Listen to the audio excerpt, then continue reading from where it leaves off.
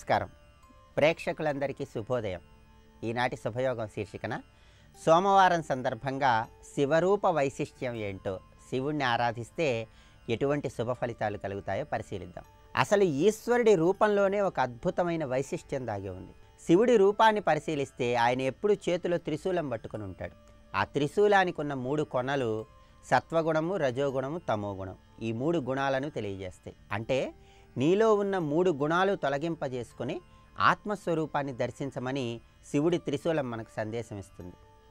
అలాగే పరమేశ్వరుడు ఎప్పుడూ కూడా 3 విభూతి రేఖలను ధరించి ఉంటాడు. ఆ 3 విభూతి రేఖలు కూడా ఆగామి, సంచిత, ప్రారబ్ధ అనే 3 కర్మ ఫలితాలను తెలియజేస్తాయి. అంటే నీకున్న కర్మ ఫలితాలను నేను తొలగిస్తానని ఈశ్వరుడు చెప్పటానికి సంకేతంగా 3 విభూతి రేఖలు ధరించి ఉంటాడు.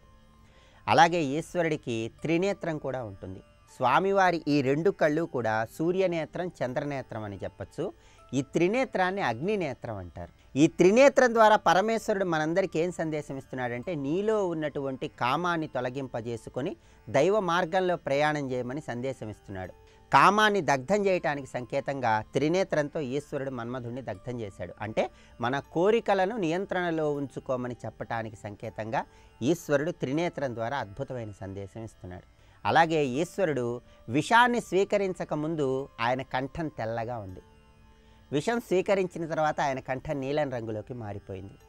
తెలుపు అంటే పగలుకు సంకేతం, నీలం రంగు లేదా నలుపు అంటే చీకటి, రాత్రికి సంకేతం. అంటే చీకటి వెలుగులు రెండిటికీ కూడా తానే అధిపతినని చెప్పటానికి సంకేతంగా పరమేశ్వరుడు నీలకంఠుడిగా భక్తులందరినీ అనుగ్రహిస్తున్నాడు. ఆయన శిరస్సు మీద ఎప్పుడూ కూడా గంగాదేవి ఉంటుంది కదా.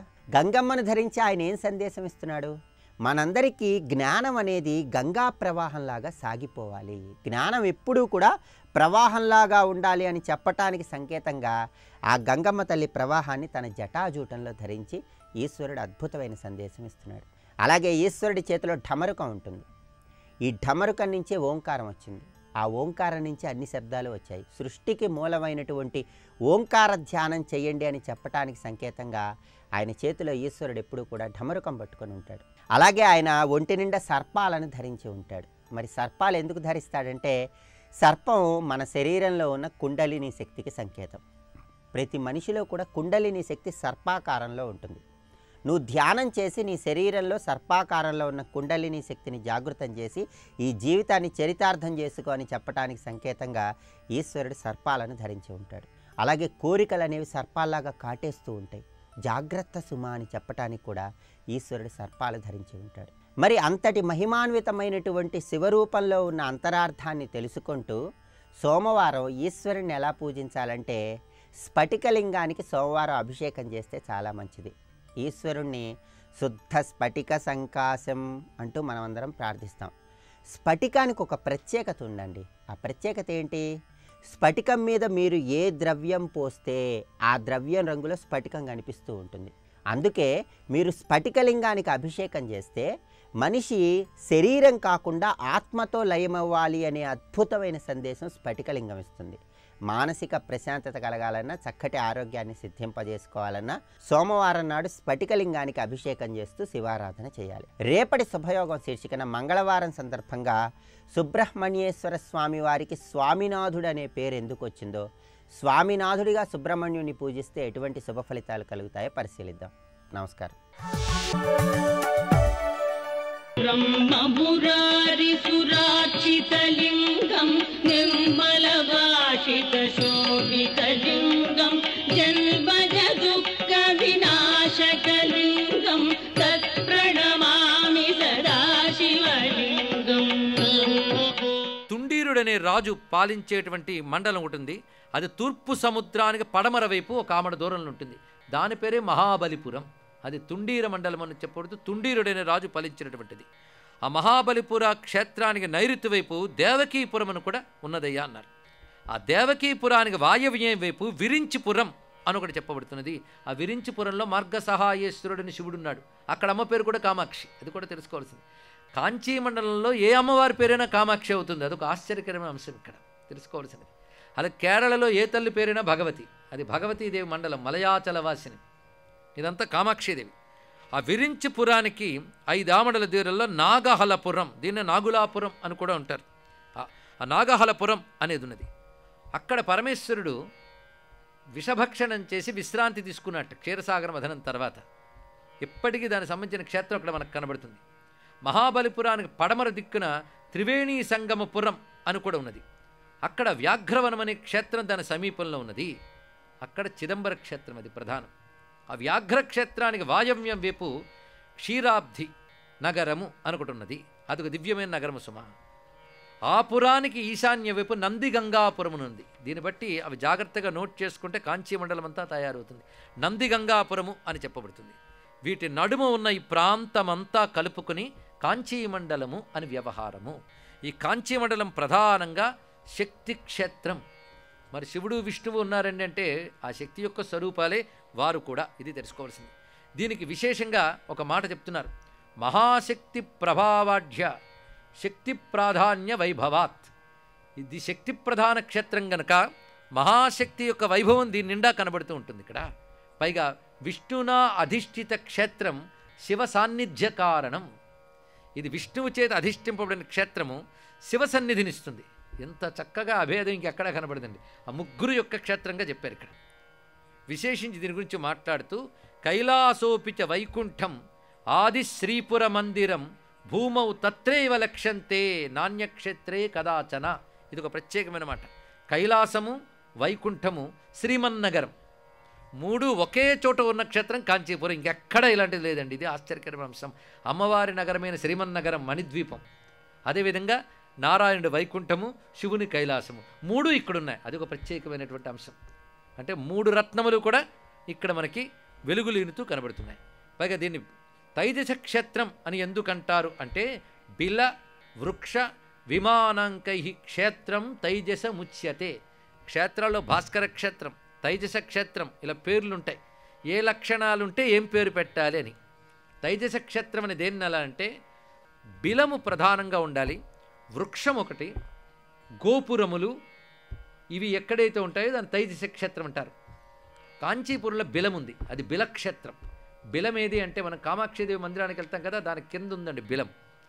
ఆ బిలం గురించి చెప్తూ శాస్త్రం ఏం చెప్తుందంటే పరమే వ్యోమన్నను ఉపనిషత్తులు ఏవి చెప్తున్నా అది అని. ఉపనిషత్ సమన్వయం చేస్తాడు. కాంచీపుర క్షేత్రానికి ఉపనిషత్ సమన్వయం ఉంది. ఉపనిషత్ తత్వాన్ని క్షేత్ర రూపంలో మనం దర్శిస్తున్నాం. ఆ క్షేత్రానికి వెళ్ళి ఉపనిషత్ తత్వ అనుసంధానం చేసుకోవచ్చు.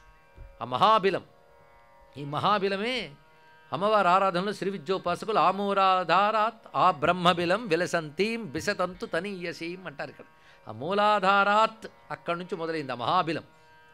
అది కుండలిని శక్తి యొక్క ఉద్గమ స్థానం, ఆధార స్థానం అది ఉన్నది. అందుకే ఆ క్షేత్రానికి వెళితే తెలియకుండా మనలో కుండలిని శక్తిని జాగరణ చేయగలిగే శక్తి ఉన్నది. అందుకే మహాక్షేత్రం అది ఇక్కడ కాంచీపురం. ఇలాంటి క్షేత్రం భూమి యందు ఇటువంటి త్రిమూర్త్యాత్మకమైన తైజస క్షేత్రం మరొకటి కనబడదు సుమా. అది దీని యొక్క ప్రత్యేకత అని ఈ క్షేత్రం యొక్క ఆవిర్భావాద కథలన్నీ వివరిస్తూ ఇందులో విశేషించి చూతబీజాకృతిర్భూత్వా భవౌ ఏకామ్ర సంజ్ఞయ తథైవ భగవాన్ విష్ణు తేజసా వ్యక్త విగ్రహ. ఇక్కడ శివుడు ముందుగా ఒక మామిడి విత్తనంగా వ్యక్తమై మామిడి చెట్టుగా నిలిచిపోయాడు. ఆ చెట్టు శివుడు చూడండి. ఆ ప్రక్కన మళ్ళీ పృథ్వీలింగం వేరే ఉంది.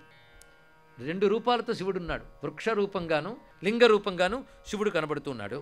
అదేవిధంగా నారాయణుడు వరదరాజస్వామి రూపముతో బ్రహ్మదేవుడు చేసిన అశ్వమేధయాగ ఫలంగా అగ్నిహోత్రాల నుంచి ఉద్భవించాడు నారాయణుడు. ఆయన పేరు వరదరాజస్వామి. అది విశేషమైన అంశం. ఇక కామాక్షిదేవి ప్రధానంగా మనకి ఆలయంలో శక్తి ఉంది. కానీ అక్కడ అమ్మవారు మూడు రూపాలతో ఉంటారు. ప్రధానంగా మనం చూసేటువంటి కామాక్షిదేవి రూపంతో పాటు పక్కనే తపక్కామాక్షి అని మరొక రూపం ఉంటుంది. ఇంకొకటి బంగారు కామాక్షి అని కామాక్షి ఉండేది. కానీ ఆ కామాక్షిదేవి అమ్మవారి పాలనేత్రంలోంచి ఉద్భవించింది అని శాస్త్రం మనకు వర్ణిస్తోంది. ఒకప్పుడు ఆ తల్లిని ఏకాంబనాథుడి దగ్గర తీసుకెళ్ళి వివాహం చేయించి మళ్ళీ తెచ్చేసేవారు.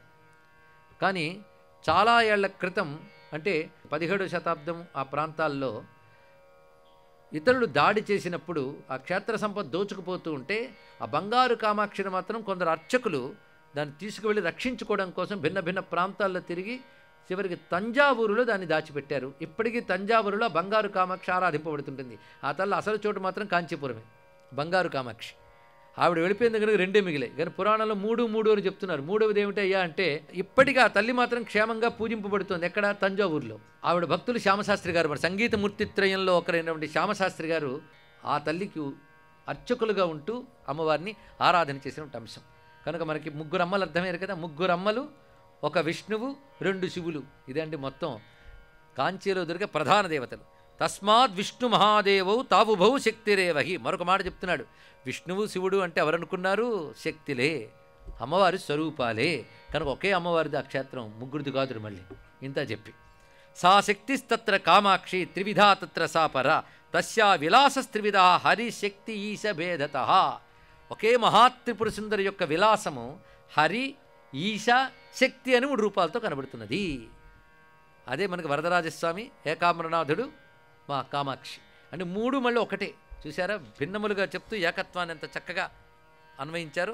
ఇది మనం మొత్తంగా కాంచీపురం గురించి చెప్పుకున్నటువంటి అంశం. అలాంటి ఈ కాంచీ నగరంలో విశేషించి మనకి ఆగ్నేయం వైపున విష్ణు సంబంధమైన కంచి మనకు కనబడుతుంటుంది. ఇక్కడ ఇప్పుడు మన శివకంచి వైపు వెళ్ళిపోవాలి.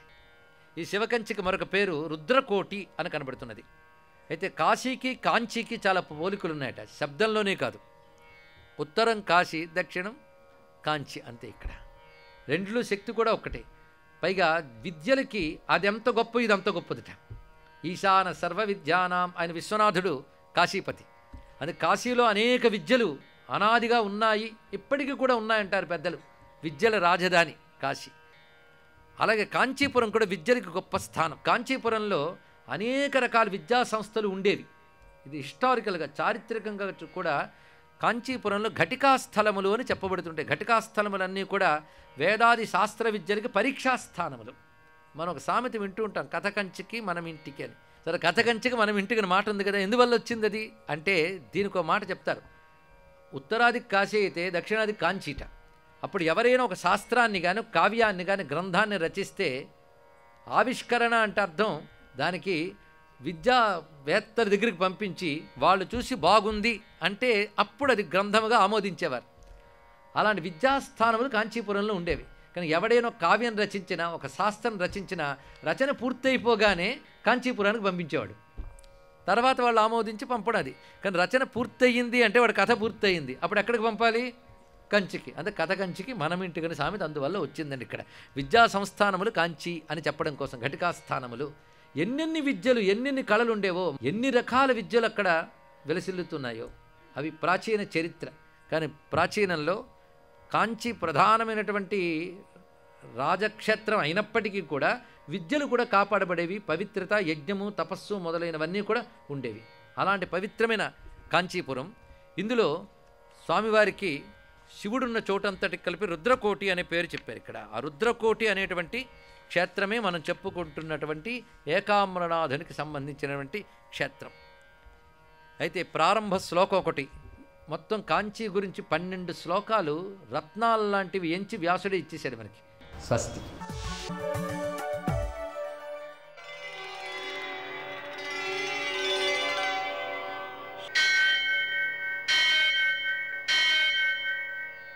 సహస్రశీరుషం దేవం విశ్వాక్షం విశ్వశంభువం విశ్వం నారాయణం దేవమక్షరం పరమం పదం విశ్వతః పరమాం నిత్యం విశ్వం నారాయణగుం హరిం విశ్వమేవేదం పురుషస్తద్విశ్వముపజీవతి పతిం విశ్వస్యాత్మేశ్వరగుం శాశ్వతగుం శివమచ్యుతం నారాయణం మహాజ్ఞేయం విశ్వాత్మానం పరాయణం.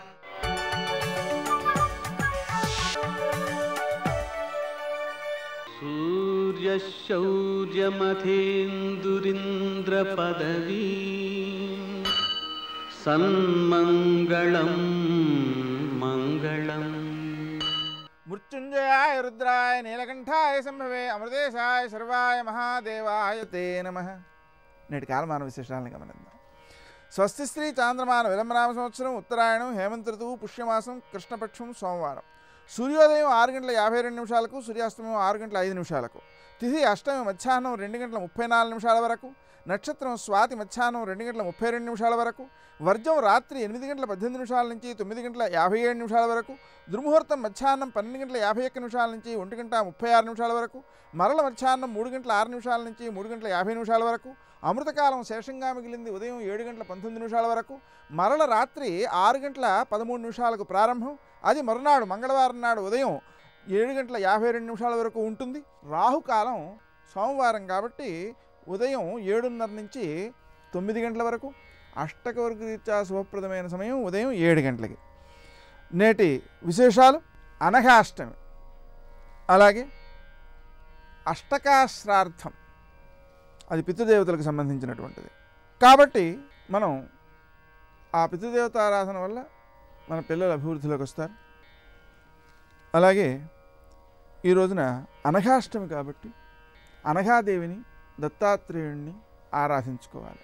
అనఘాదేవిని దత్తాత్రేయుణ్ణి ఆరాధించుకోవడం వల్ల ఏం జరుగుతుంది అంటే, అనఘాదేవిని ఆరాధించుకోవడం వల్ల పాపం తొలగిపోయి సంపద సిద్ధిస్తుంది, లక్ష్మీ స్వరూపం ఆమె.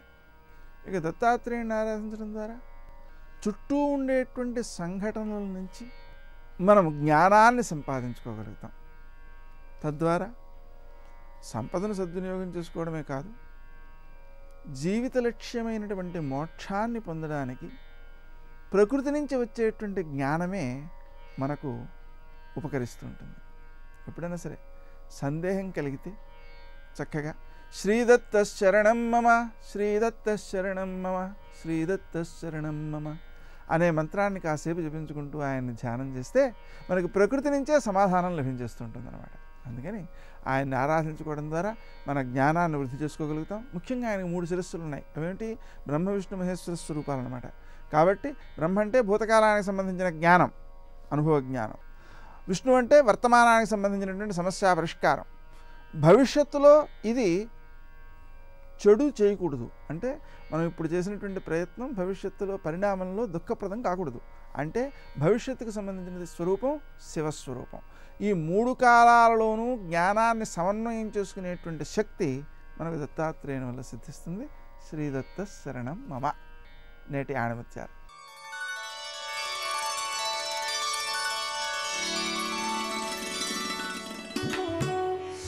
కృషిలోనే అదృష్టం ఉంటుంది.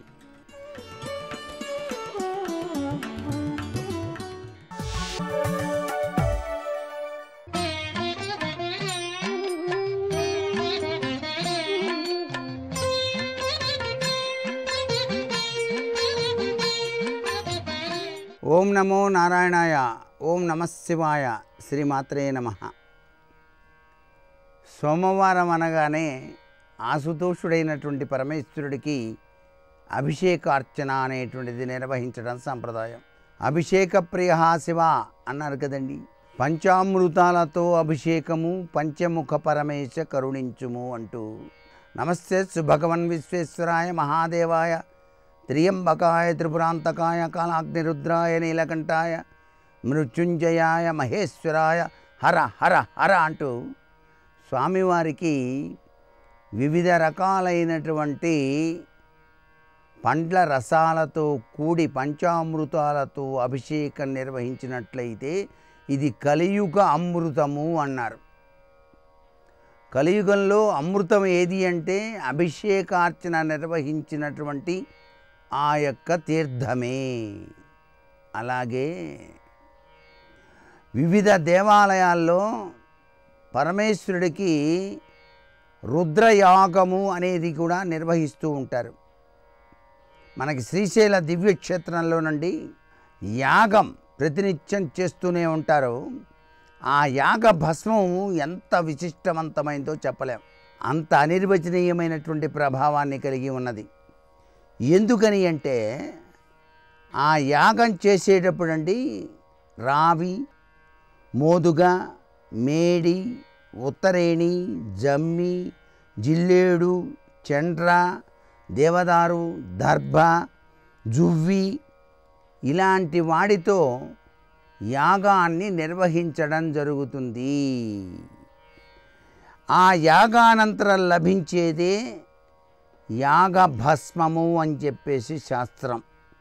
ఈ భస్మం చాలా పరమ పవిత్రవంతమైనది, పుణ్యప్రదమైనది కూడా. అందుకనే ఆ భస్మాన్నే మనకు శ్రీశైల దేవస్థానం వారు ప్రసాదిస్తూ ఉన్నారు.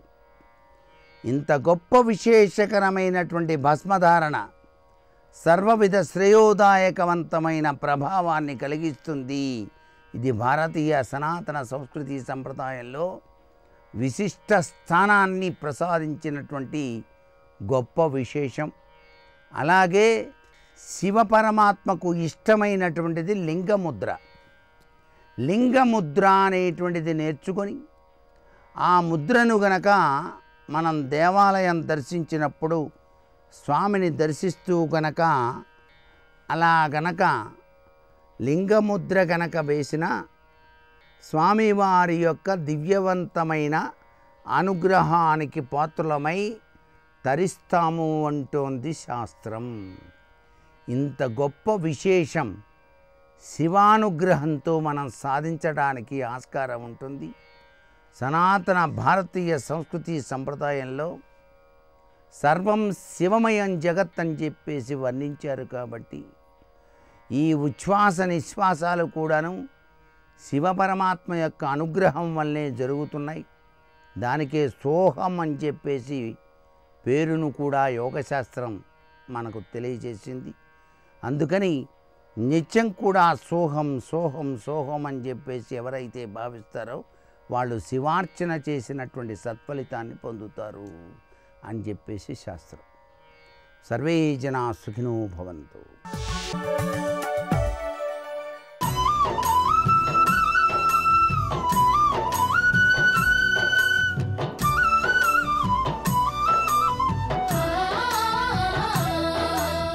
అరుణాచల క్షేత్రమునందు పరమశివుడు గౌతమ మహర్షికి ఆనతిచ్చిన మేర అక్కడ ప్రదక్షిణము అత్యంత ప్రధానం. అలాగే అక్కడ జరిగేటటువంటి ఉత్సవాలలో దీపోత్సవము పేరెన్నికగన్న ఉత్సవము. అది భారతదేశం అంతటా కూడా అత్యంత ప్రఖ్యాతమైనటువంటి ఉత్సవంగా పరిగణింపబడుతుంది.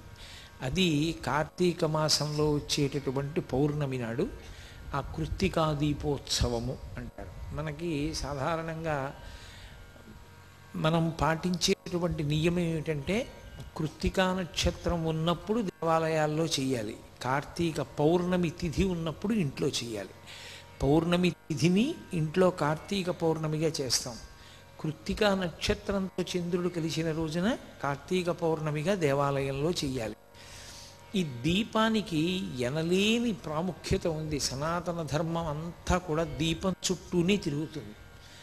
పరమేశ్వరుణ్ణి దీపంతోనే పోలుస్తారు, ఆత్మని దీపంతోనే చెప్తారు. అందుకే ఆత్మజ్యోతి అంటారు. అలాగే పరమేశ్వరుడికి పరంజ్యోతి అని ఒక నామం. ఆ నామం మీరు చూడండి, ఏ సహస్రనామంలో చూసినప్పటికీ కూడా పరంజ్యోతి అన్న నామం తప్పకుండా ఉంటుంది. పరంజ్యోతి నపుంసక నామం. అది స్త్రీ సంబంధమైన నామము కాదు, పురుష సంబంధమైన నామము కాదు. పరమేశ్వరుడు స్త్రీ కాదు, పురుషుడు కాడు, నపుంసకుడు కాడు. ఆయన వెనక ఉండి కాంతి బిందువుగా ప్రకాశిస్తూ ఉంటాడు. కాబట్టి కాంతి స్వరూపుడైనటువంటి పరమేశ్వరుడు కనుక ఏ సహస్రనామంలోనైనా సరే పరంజ్యోతి అన్న నామం తప్పకుండా కనపడుతుంది. అసలు ఈశ్వరుని యొక్క వెలుతురు ముందు ఏ వెలుతురు పనికిరాదు అని వేదం యొక్క తీర్పు. అందుకే ఆయన మించినటువంటి జ్యోతి ఇంకొకటి లేదు అని. నత్ర సూర్యో భాతి చంద్రతారకం నేమా విద్యుతో భాతి కుతోయమగ్ని త్వమేవ భాంతమనుభాతి సర్వం తస్య భాసా సర్వమిదం విభాతి అని. ఆయన యొక్క వెలుతురు ప్రకాశిస్తూ ఉంటుందో అక్కడ సూర్యచంద్రులు నక్షత్రములు కూడా ఇక ప్రకాశించవు. ఆయన వెలుగు ముందు ఏ వెలుగు పనిచెయ్యదు. అసలు ఈ ప్రపంచాలన్నీ లయమైపోయిన తరువాత ఏర్పడేటటువంటి స్థితి కటిక చీకటి. ఆ చీకటి తర్వాత ఇక వెలుతురు రాదు, ఎందుకంటే సూర్యచంద్రులు కూడా ఉండరు. లోకంబులు లోకేశులు లోకస్తులు తెగిన తుది అలోకంబగు పెంజీకటి కావల ఎవ్వండేకాకృతి వెలుగు అతని నేసేవింతున్ అంటారు.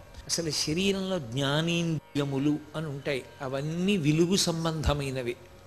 జ్ఞానేంద్రియము, జ్ఞానము అంటే తెలుసుకొనుట. తెలిసికొనుట అన్నది ఎప్పుడు సంభవం అంటే వెలుతురు ఉంటేనే. వెలుతురు లేకపోతే ఏదీ తెలియబడదు. లోపల ఒక దీపం ఉంది. ఆ లోపల వెలుగుతున్నటువంటి దీపపు కాంతి కంటి మీద పడితే కన్ను చూస్తుంది. ఆ ఆత్మజ్యోతి యొక్క కాంతి చెవి మీద పడితే చెవి వింటుంది. ముక్కు మీద పడితే వాసన వస్తుంది. నాలుక మీద పడితే రుచి చెప్తుంది. స్పర్శేంద్రియమైనటువంటి చర్మం మీద ప్రకాశిస్తే ఇది స్పర్శ చెప్తుంది. అందుకే ఒక కుండను ఒక దాన్ని తీసుకొచ్చి దానికి కన్నాలు పెట్టి ఒక దీపం పెట్టి ఆ దీపం మీద కుండని బోర్లించారనుకోండి, చీకట్లో ఆ కుండ కన్నాల్లోంచి వెలుతురు పైకి కొడుతూ ఉంటుంది. అది కుండది కాదు, ఆ కాంతి. కుండ లోపల ఉన్నటువంటి దీపపు కాంతి ఆ కన్నాలలోంచి ఎలా పైకొస్తోందో అలా ఇక్కడే వెలుగుతున్నటువంటి ఆత్మజ్యోతి, భాస్కర అని పేరు సూర్యుడికి. ఆ కాంతి పుంజమై ఇక్కడ వెలుగుతూ ఉంటాడు ఆయన. ఆ వెలుతురు ఈ కన్నాల్లోంచి కొడుతూ ఉంటుంది. కన్నులు అనబడేటటువంటి కన్నాల మీద పడితే కళ్ళు చూస్తాయి, చెవుల మీద పడితే చెవులు వింటాయి. జ్ఞానేంద్రియములు పనిచేయడానికి ప్రధానమైనటువంటి కారణము ఆ లోపల ఉన్న జ్యోతే. అందుకే దీపం ఉండగా ఇల్లు చక్కబెట్టుకోండి అంటుంటారు. అంటే లోపల ఆ జ్యోతి వెలుగుతున్నంతసేపే, ఈశ్వరుడు ఉన్నంతసేపే దీనికి మంగళప్రదత్వం. ఇది మంగళప్రదత్వంతో ఉండి శివం సుందరం శోభనం అయి ఇది భగవత్కార్యం చెయ్యడానికి, చిత్తశుద్ధిని పొందడానికి హేతువైనటువంటి సమస్త కార్యములను ఆచరించడానికి కావలసినటువంటి పాత్రత లోపల ఉన్న జ్యోతి వెలిగినంతసేపు మాత్రమే ఉంటుంది. ఆ జ్యోతి కానీ నిధనం అయిపోయిందా ఇక ఆ శరీరం ఎందుకో పనికిరాదు, దాన్ని తీసుకెళ్ళి పక్కన పారేస్తారు. కాబట్టి ఆ జ్యోతికి అనలేని ప్రాధాన్యత. అసలు ఏ కార్యక్రమం ప్రారంభం చేయండి, దీపం ప్రజ్వాల్య అంటూ దీపం వించే ప్రారంభం చేస్తాం. ఎందుకని అంటే అదే పరమేశ్వర స్వరూపం. ఆ పరమేశ్వర స్వరూపం కాంతిపుంజం కాబట్టి ఆ కాంతిపుంజం రూపంలోనే ప్రకాశింపచేస్తారు. అటువంటి ఉత్సవాల్లో దీపోత్సవము అని, దీపానికి ఒక ప్రత్యేకమైనటువంటి ఉత్సవం జరిగేది. సంవత్సరం మొత్తం మీద విశేషమైనటువంటి ఉత్సవం కార్తీక పౌర్ణమి. ఆ కార్తీక పౌర్ణమి నాడు ఇంటింటా జరగాలి, ప్రతి దేవాలయంలో జరగాలి, ప్రతి మఠంలో జరగాలి. దీపము కాదు, దీపావళి, అనేక దీపములను ఉంచుతారు. లేదా అసలు ఆ కార్తీక పౌర్ణమి నాడు పెట్టవలసినటువంటి దీప విధానము వేరుగా ఉంటుంది. ఒక పాత్ర తీసుకొచ్చి పాత్ర నిండా నెయ్యి పోసి ఆ నేతిలో ఒత్తి వేసి ఒత్తి చివర కర్పూరం పెట్టి అప్పుడు దాన్ని వెలిగిస్తారు. ఇంట్లో అయితే, దేవాలయంలో అయితే ఒక్క దేవాలయం యొక్క ద్రవ్యంతో వెలిగించరు. ఆ దేవాలయంలో పెద్ద కంచు పాత్ర పెడతారు. ఎంతమంది ఎంత నెయ్యి తీసుకురాగలరో అంత నెయ్యి తీసుకొచ్చి అందులో పోస్తారు. పోసిన తర్వాత అప్పుడు చీకటి పడిన తర్వాత అందులో అందరూ తీసుకొచ్చినటువంటి పత్తితో ఒత్తి పేంతారు. పేని ఆ నీతిలో వెయ్యడానికి వీలైనంత పెద్ద ఒత్తిని వేసి ఆ దీపానికి పెట్టే కర్పూరం కూడా ఒక్క దేవాలయంలోంచి వెలిగించరు. అందరూ భక్తులు తమ ఇళ్ల నుంచి తీసుకొస్తారు కర్పూరం. ఆ కర్పూరాన్ని ఆ ఒత్తి మీద అలదుతారు, అలది వెలిగిస్తారు. వెలిగించి ఎత్తైన ప్రదేశంలో పెడతారు. అందరూ చూడ్డానికి వీలుగా ఉంచుతారు. దాన్ని ఉంచితే అప్పుడు అందరూ ఆ దీపాన్ని చూసి ఒక శ్లోకం చెప్తారు. ఆ దీప ప్రకాశంగా పరమేశ్వరుడే ఉంటాడు. అప్పుడు ఆ దీపపు కాంతి వంక చూస్తూ అందరూ కలిపి ఒక శ్లోకం చెప్తారు. కీటాః పతంగాః మశకాశ్చ వృక్షాః జలే స్థలే ఏ నివసంతి జీవాః దృష్ట్వా ప్రదీపం నచ జన్మభాగినః భవంతి త్వం శ్వపచాహి విప్రాః అని చెప్పాలి. అంటే ఈ దీపాన్ని నేను వెలిగించాను. ఈ దీపపు కాంతి కేవలముగా ఒక జ్యోతి యొక్క కాంతి కాదు, ఇది పరమేశ్వరుని యొక్క వెలుగు. నేను ఈ ప్రపంచంలో ఉన్న అనేకమైనటువంటి వస్తువులు వాడుకుంటున్నాను. అనేక జంతువులలో ఉండేటటువంటి సారాన్ని నేను తీసుకుంటున్నాను. పరమేశ్వరుడు ఒక్కొక్క ప్రాణికి ఒక్కొక్క పథాన్ని నిర్ణయిస్తే నేను మాత్రం అన్నీ అనుభవిస్తున్నాను.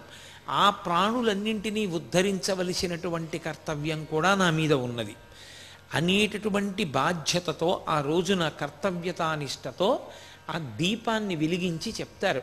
కీటాహ పతంగాహ మశకాశ్చ వృక్షాహ. ఆ దీపం వెలిగిస్తే ఎప్పుడూ దీపం వల్ల చనిపోయే ప్రాణి ఏది అంటే దీపపు పురుగు. ఇన్నాళ్ళు అది దీపం మీద పడుతోంది, చనిపోతోంది, మళ్ళీ పుడుతోంది. అందుకని దానికి శలభం అని పేరు. అలాంటి దీపపు పురుగు ఈ దీపం మీదకి వచ్చి పడి చనిపోతే ఇక దానికి జన్మ ఉండదు. అది పరమేశ్వరుని యందు పడిపోయింది. కీటాహ పతంగాహ మశకాశ్చ వృక్షాహ. దోమలు, ఈగలు, కదలలేనటువంటి చెట్లు, ఈ కాంతి చెట్టు మీద పడితే చెట్టు యొక్క జీవుని పాపములు పోవాలి. లోపల జీవుడు ఉంటాడు, ఆ జీవుడి పాపములు నశించాలి. కాబట్టి మశకాశ్చ వృక్షాః జలే స్థలే ఏ నివసంతి జీవాః. నీటిలో ఉండేటటువంటి ప్రాణులు, భూమి మీద ఉండే ప్రాణులు, ఈ కాంతి పడడం వల్ల ఆయా ప్రాణులన్నీ కూడా ఈశ్వరానుగ్రహంగా తమ పాపములు పోగొట్టుకుని పరమేశ్వరుడికి దగ్గరవ్వాలి. సర్వం శ్రీ ఉమామహేశ్వర పరబ్రహ్మార్పణమస్తు. స్వస్తి.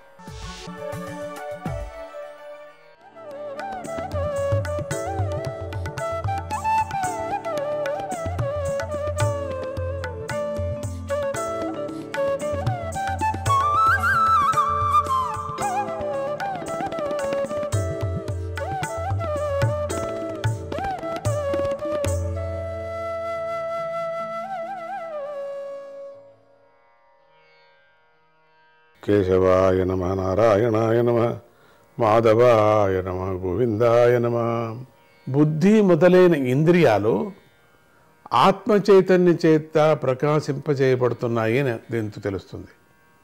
వాటితో ప్రకాశింపచేయబడే శబ్దము మొదలైన గుణ వికారాల ద్వారా నిన్ను జ్ఞానయోగులు ఆత్మరూపంగా సాక్షాత్కారం చేసుకుంటున్నారు. ఆత్మయందు నిష్టను కలిగి ఉండటమే కుదురుతుంది. అంతేగాని ఆత్మను ఇంద్రియాలతో దర్శించటము, మనస్సుతో భావించటము అసంభవము. ఆ ఆత్మను అట్లా ఈ మనలో ఉండే చెడు గుణాలు పోతే దర్శనం తానే అవుతుంది. కానీ ఇవన్నీ పెట్టుకొని దర్శించటానికి సాధ్యం లేదు. కానీ భగవంతుడి రూపాన్ని ఇంద్రియాలతో దర్శించవచ్చు. చూడండి ఎంత బాగుంది ఇది. ఆత్మను దర్శించలేవు, పరమాత్మని, ఆ పరమాత్మని దర్శించవచ్చు ఆత్మని కాకుండా. వాడిని దర్శించవచ్చు, ఇటువంటి భగవంతుడి రూపాన్ని ఇంద్రియాలతో దర్శించవచ్చు. ఎందుకంటే అటువంటి రూపం కూడా స్వామిదే.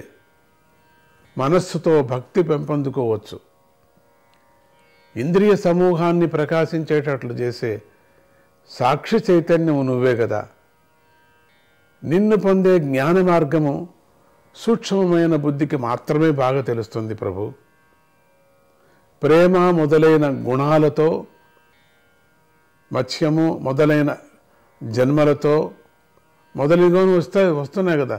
మత్స్య జన్మాదుల నుంచి వదులుకొని వస్తున్నాయి, జలచలాల నుంచి మన జన్మలు వస్తున్నాయి. గోవర్ధనోద్ధారం మొదలైనటువంటి లీలలతో కలిసి ఉండే నీ నామరూపాలను మనస్సుతో భావించటం కానీ, స్వామి నీ రూపము మత్స్యావతారం నుంచి ప్రారంభమైపోయినటువంటి నీ రూపాలు మనస్సుతో భావించటం కానీ, అటువంటి రూపాలని ఎప్పుడు కూడా దర్శించటం కానీ, వాక్కుతో కీర్తించటం కానీ అవన్నీ కుదరవు. ఎందుకంటే అంతగా మన మనస్సు శుద్ధం కాలేదు. శుద్ధం ఉంటేనే ఇవన్నీ దర్శించవచ్చు మళ్ళీ. కానీ అఖండమైన పరమాత్ముడు యొక్క స్వరూపము ఇవన్నీ ఆయన అయినప్పటికీ ఇప్పుడు అఖండ రూపమైనటువంటి అంశం. అందుకని అఖండమైనటువంటి పరమాత్ముని రూపము చాలా కష్టము దర్శించడం, కానీ దర్శించవచ్చు అని చెప్తూ ఉన్నది ఇక్కడ. ఎందుకంటే నీ నామరూపాలు అనంతాలు. నువ్వు దేన్నైనా నువ్వు ఉపాసించవచ్చు కదా. నీకు ఏది ఉన్నదో ఇప్పుడు మత్స్య అవతారం, కూర్మ అవతారం అట్లా వెళతాయి. వరాహ అవతారము, యజ్ఞ వరాహవతారము, నరసింహావతారము, వామనావతారము, రామావతారము, అట్లా పరశురామ అవతారము, బలరామ అవతారము, కృష్ణావతారం ఏదైనా, ఈ అవతారాలు ఏదైనా కానీ నువ్వు దర్శించవచ్చు, ఉపాసన చేసుకోవచ్చు. కానీ ఈరోజు ఒకటి, రేపు ఒకటి, ఎల్లుండి ఒకటి, అప్పుడు ఎట్లా నేను కూడా స్వామి అవతారాలు ఎత్తినట్టుగానే నేను కూడా ధ్యానం చేస్తాను అనుకోకూడదు. ఈరోజు అంతా నేను మత్స్య అవతారాన్ని ధ్యానం చేస్తున్నాను, అయిపోయింది ఈరోజు. రేపు మళ్ళీ కూర్మ అవతారాన్ని ధ్యానం చేస్తున్నాను, అట్లా అనుకోకూడదు. మనం ఒక రూపం పెట్టుకోను అంతే, దాన్ని నువ్వు సాధించు. ఆ రూపంలోనే ముందు వచ్చే రూపాలునే కదా, ఎల్లుండి చేసుకుందాం, తర్వాత అవన్నీ ఇక్కడే చూడు, ఇక్కడే దర్శించడానికి నువ్వు ప్రయత్నించు. నీ నామరూపాలు అనంతాలు ప్రభు, నామాలు అనంతాలే, రూపాలు అనంతాలే. అనంతనామ్నా పరిశోభితోయ అనంత వీర్యాది, అనంత నామాలు, అనంత వీర్య, అనంత గుణాలు. అటువంటి స్వామిని తమేక దేవం శరణం వ్రజామ, అటువంటి ఒక్కడే అయినటువంటి పరమాత్ముడిని మనం దర్శిస్తున్నాం. తం సచ్చిదానందం విభుం వ్రజామహ, అటువంటి సచ్చిదానంద రూపమైనటువంటి నిన్ను నేను అనేక విధాలుగా దర్శిస్తున్నాను ఓ దేవా. అయినా కూడా నీ ఆరాధన యందు శ్రద్ధ గల భక్తులు నీ నామాలను కీర్తిస్తూ నీ రూపాలను మనస్సుతో ధ్యానిస్తూనే ఉంటారు కదా. అంటే మనస్సుకు వాక్కుకు అందని వాడు భక్తుడి యొక్క భక్తికి అందుతాడని దీంట్లో బాగా అర్థమవుతుంది. భక్తి చాలా ప్రధానమైనటువంటిది. శృణ్వన్ గృణన్ సంస్మరయశ్చ చింతయన్ నామాని రూపాణి చ మంగళాని తే క్రియాసు యస్వచ్చరణార విందయోః, క్రియాసు యస్వచ్చరణార విందయోః ఆవిష్టచేతన భవాయ కల్పతే. ఎవడైతే పద్మాల వంటి నీ రెండు పాదాలయందు మనస్సును లగ్నం చేసి మంగళకరములైన నీ పేర్లను వింటూ కీర్తిస్తూ ఉంటాడో, అంటే మంగళకరమైన శృణ్వన్ గృణన్ సంస్మరయశ్చ చింతయన్, ఎప్పుడూ స్మరించటం, సంస్మరయం చ ఎప్పుడు స్మరించటము, నీ గుణాలను వినటము, చింతయన్ అదే పని వాళ్ళకి. మరి నామాని రూపాణి చ మంగళాని తే, నీ నామము నీ రూపము నీ కథలు అట్లనే. క్రియాసు యస్వచ్చరణార విందయోః, నీవు చేసేటువంటి పనులన్నీ యస్వచ్చరణార విందయోః, పూర్తిగా నువ్వు చేసేటువంటి పనులన్నీ ఆ మనస్సుని పూర్తిగా నీ చరణాల మీద ఆవిష్టచేతాన భవాయ కల్పతే. యస్వచ్చరణారవింద, అటువంటి స్వామి నీ చరణార మీదనే జ్ఞానాన్ని చేసుకొని ఉండటము, భక్తితో ఉండటము, నీ కథలు వినటము, నీ చరిత్రను మనసులో తలుచుకోవటము. కళ్ళు మూసుకుంటే ఆ చరిత్ర కదులుతున్నట్టుగానే.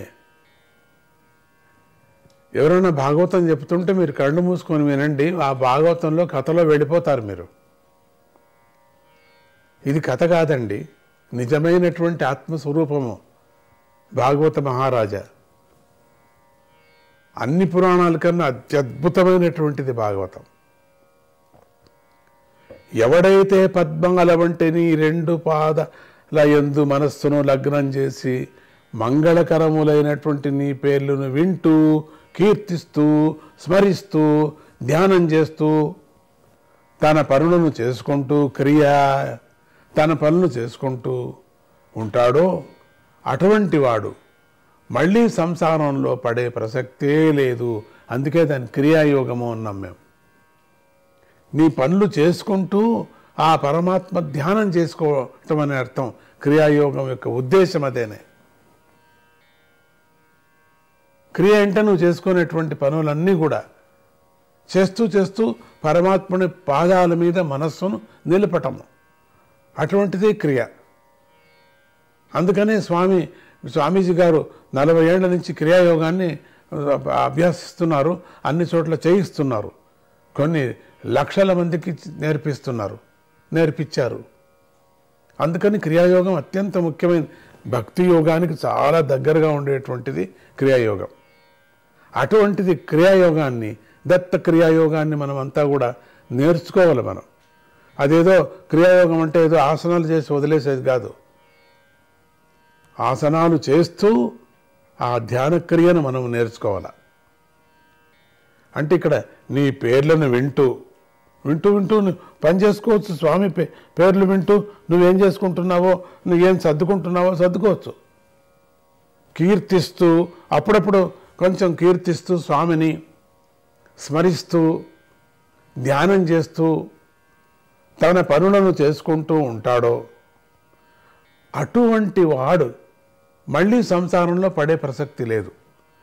అటువంటి ఈ క్రియను చేస్తూ నీ మీదనే మనసును లగ్నం చేసి అన్ని పనులు చేసుకుంటూ మాట్లాడుతూనే ఉంటాడు. కొంతమంది అభ్యాసం అంతవరకు అయి ఉంటుంది వాళ్ళకి. అది ఏమండి, మనం మాట్లాడుతుంటే పరమాత్ముడి నామాన్ని ఎక్కడ చెప్పుకుంటూ ఉంటారు వాళ్ళు. మరి మనం మాట్లాడేటువంటి ఏది మాట్లాడుతున్నామో దాని మీద ధ్యానం ఉండదు కదా వాళ్ళకి. ఉంటుంది, ధ్యానం ఉంటుంది. ఎంత కావాలో అంత ధ్యానం పెడతారు అంతే వాళ్ళు. మొత్తం ధ్యానం అంతా నీ మాటల మీద పెట్టరు వాళ్ళు, పెట్టినట్టుగా కనపడుతూ ఉంటారు. అటువంటి వాడు మళ్ళీ సంసారంలో పడే ప్రసక్తే లేదు. నారాయణ నారాయణ నారాయణ నారాయణ శ్రీహరి.